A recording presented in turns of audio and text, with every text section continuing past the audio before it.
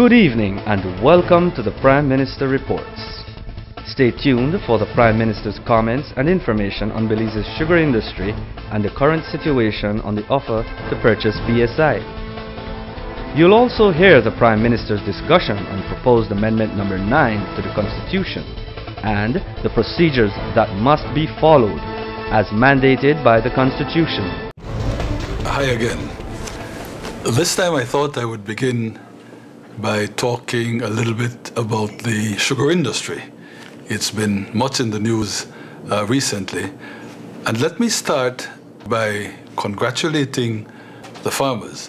They are, even as we speak, receiving their second payment for the last crop. And that second payment is the best it has been pretty much in history. And I want to remind people that this is because of the Memorandum of Understanding that government forged last year when it, in fact, loaned $10 million to BSI so that we could have a crop. That Memorandum of Understanding committed the farmers to quality and to delivery by appointment, and that MOU worked so well that it resulted in the kind of crop that has now given this wonderful bounty to the farmers. I congratulate them. In terms of going forward, though, everybody knows that there is a proposal on the table from Banco Atlantida. And under that proposal, Banco Atlantida wants to invest $90 million into the sugar industry. Now, we've heard some talk, a lot of it nonsensical, suggesting that instead government should buy the factory and give it over to the farmers. Let me just make clear that we're talking about a BSI that's indebted in terms of both BSI and Belcogen to the tune of $130 million. Whoever wants to buy the factory would first have to deal with that. And then in order for the industry to go forward and for the factory to go forward thereafter, additional monies must be put in by way of working capital. The truth is, nobody in Belize has that kind of money. So what government is supporting, providing we can get the agreement of the farmers and of the workers at the factory whose employees trust own the majority of the shares in BSI. What government is supporting is for us to allow Banco Atlantida to invest. Banco Atlantida, in turn, would own 51% of the shares in BSI, but that $90 million would mean, since several components in that global amount would be used for increasing capacity, would be used for scaling up the size of the factory. That investment would mean that we would be able to mill more than twice the amount that BSI currently mills. It would mean that the farmers would be able to produce almost twice the amount that they're now producing. It would mean that all around, those that are involved in the industry, the stakeholders, as well as more generally the economy of Belize, would gain by the investment. I've had meetings with the farmers. Last week, Wednesday, I had a meeting with the workers. I believe we're at a point where we're working through the concerns, and I express the hope for the sake of all of us, but especially the stakeholders and the people in the north who depend on sugar as the principal mainstay of the economy in the north of our country. I express the hope earnestly that, in fact, we can conclude this deal. I believe that it would be in the best interest of the industry and of Belize for us to partner with Banco Atlantida in taking sugar forward to a place where it will be sustainable and profitable for the long haul. Thank you. Ladies and gentlemen, let's talk the Constitution of Belize now.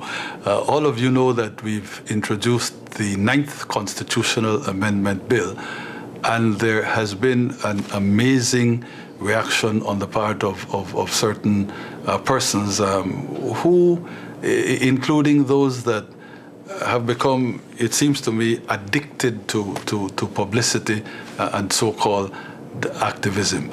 But let's be clear, and let me try to start from the beginning. This 9th Amendment Bill, this 9th Constitution Amendment Bill, must be seen in the context of the fact that we operate a democracy in which the Constitution of the country is supreme. That is what is supreme.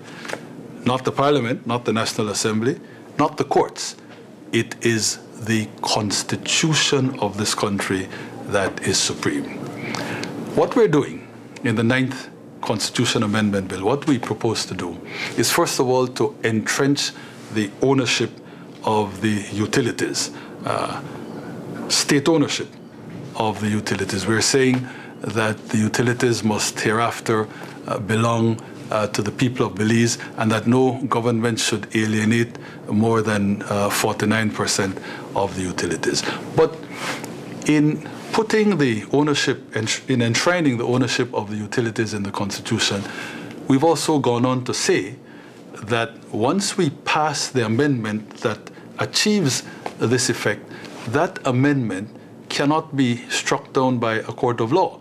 That amendment cannot be questioned by a court of law, except insofar as the court has to make sure that we passed it in the proper way.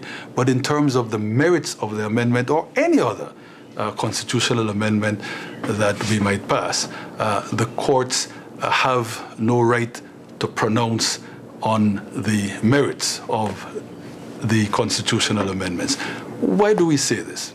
First of all, it is already in the law. The 9th Amendment Bill merely spells it out, merely confirms and clarifies. It is already in the law, and it makes all the sense in the world.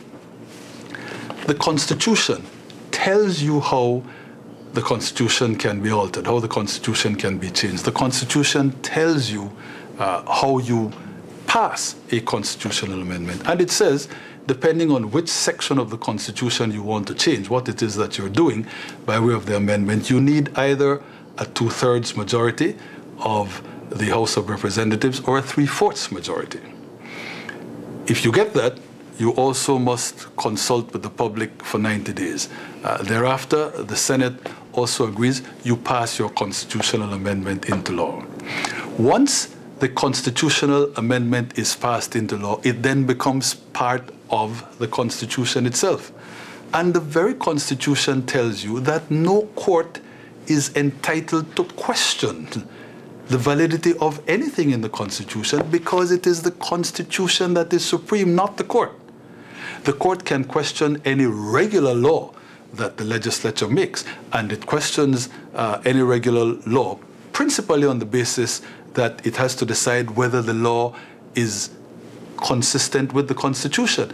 But the court can't question the Constitution itself. And remember that an amendment, once it is passed, becomes part of the Constitution. So is the Constitution itself. And that is all we are saying by way of the 9th Amendment Bill, that when you pass an amendment to the Constitution, which becomes a part of the Constitution, and you do it properly, nobody can question that. Not only is that the law, to me, it makes perfect sense. The people who are arguing against what we're saying would want to give power to the courts to, in fact, strike down a constitutional amendment, strike down portions of the Constitution on the basis of the judges making some determination whether they agree with the merits of the particular amendment, the particular section of the Constitution. But that can't work. That would then place the judges above the Constitution, higher than the Constitution. The Constitution, which is supreme, tells you the judges are subordinate in the same way as the legislature is subordinate. But the Constitution gives the power to alter the Constitution in a specified way to the legislature and not to the judges. And I believe the Constitution does so for the simple reason that judges are not elected. Judges are not answerable to anybody. The legislature is, so that the power that the Constitution gives to the legislature to change the Constitution, if the legislature were to abuse that power, then the safeguard against that is the people of the country, the electors, who would deal with the members of the legislature either at election time or before. So those that are, in fact, engaged on this terrible propaganda campaign use all sorts of fear tactics, saying that this bill would mean that, for example, I might get the legislature using the 3/4 majority to pass a constitutional amendment that says I would be prime minister for life. That is absolute rot and nonsense. Conceptually, it may be possible. Practically, it is impossible. People would immediately lop off my head, and they would be perfectly entitled to do so. So to introduce that kind of fear-mongering, in my view, is really reprehensible. One last thing. The position that I've just explained is the position that is the same throughout the world. In the United States, for example, the largest constitutional democracy, once a constitutional amendment is passed in the proper fashion, no Supreme Court in the US can overturn it. There is one country that's an exception, and that is the country of India. And the former Chief Justice of Belize tried to import that Indian doctrine. It was disapproved by the Privy Council in another case from Belize. So, ladies and gentlemen, I just want to ask you to please look at this thing very carefully, recognize that there's no magic about it, and there is nothing untoward in what we're doing. We're merely confirming what is already the law, and there's nothing pernicious about the law. I end, of course, by saying that, as we have demonstrated over and over, if at the end of the public consultations it is clear that people have not understood what we have been trying to say, or are not convinced that we're telling the truth, which we are, and are not persuaded by the facts, even though facts are facts, because this is a democracy and because this is a democratic government, we will have to listen to the voice of the people. Thank you.